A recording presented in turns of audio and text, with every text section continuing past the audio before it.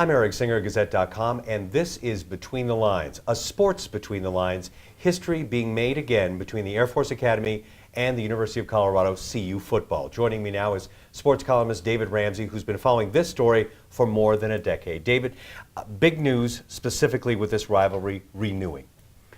And this is long time coming. This should have happened years ago. This is about Air Force and CU putting aside their differences, realizing that they can have a great in-state rivalry, and forgetting about some of the troubles of the past. The troubles from the past were considerable, but it's time to look to the future. And that's what happened at these games that exploded so much that the two schools didn't play each other?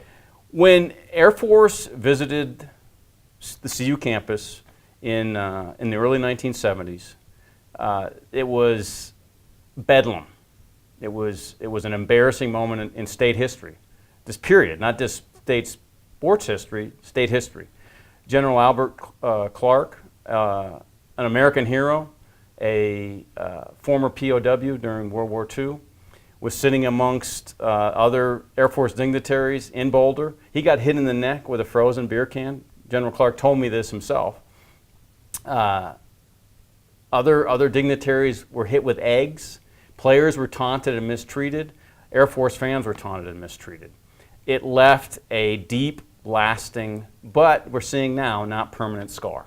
And so that's when I talked with General Clark not long before he died, and he told me, I'm not going to stand in the way of them playing again. He didn't say, oh, I'm all for it, but he told me, he said, I'm not going to stand in the way.